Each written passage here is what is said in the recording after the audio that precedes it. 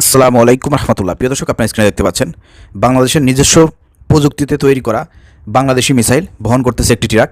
ইতিমধ্যে ট্রাক থেকে ওই গাছের গুড়ির যে মিসাইলটি রয়েছে বাংলাদেশি, সেটা উড়ে গেল। প্রিয় দর্শক, আপনারা দেখতে পেয়েছেন। এটা দেখার পর অনেকেই হাসি পেয়েছেন, ভাবছেন যে এটা কীভাবে সম্ভব।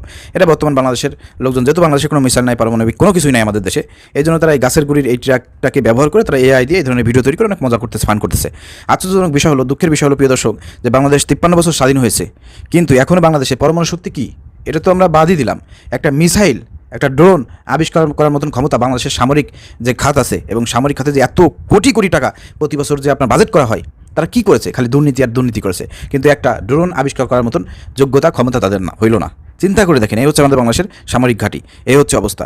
তো আসলে আমরা এটা দেখতে চাই না। আমরা চাই যে বাংলাদেশে এমন একজন রাষ্ট্রনায়ক আগামীতে ক্ষমতায় আসুক, এমন একটা ইসলামিক সরকার ক্ষমতায় আসুক, যারা ইরানের মতন নিজস্ব শক্তিতে তারা শক্তিমান হবে, তারা অন্যের উপর নির্ভরশীল হবে না। ইরান যেভাবে নিজস্ব শক্তিতে শক্তিমান এবং বহির্বিশ্বকে টক্কর দিচ্ছে, ঠিক অনুরূপভাবে বাংলাদেশে যদি ইসলামী দলগুলো ক্ষমতায় আসতে পারে, এবং আগামীতে ইসলামী দলগুলোকে বলবো, আপনারা সবাই ঐক্যবদ্ধ হয়ে ভোটের মাঝে একটি বাক্স দেন, এবং সেখানে দেশের জনগণ ভোট দেওয়ার জন্য কিন্তু সবাই উদ্বিগ্ন হয়ে রয়েছে। অর্থাৎ দেশের জনগণকে বলবো, আপনারা আগামীতে ইসলামী দলের পক্ষ থেকে যে প্রার্থী করা হবে, তাকে ভোট দিয়ে সংসদে পারেন, ইনশাল্লাহ ইসলাম প্রতিষ্ঠিত হলে পারে। ইসলামিক লিডার যদি বাংলাদেশের প্রধানমন্ত্রী হয়, তাহলে ইনশাল্লাহ ইরানের মতন বাংলাদেশের সামরিক যে খাত আছে, সেনাবাহিনীর যে খাত আছে, এখানে বহির্বিশ্বের মতন শক্তিশালী করা হবে। আপনাদেরকে অনুরোধ করবো, বাংলাদেশের মুসলমান যারা আছেন, আপনারা সবাই ইসলামের পক্ষে ভোট দেন। ভিডিওটি শেয়ার করে সবাইকে দেখার সুযোগ করে দেন।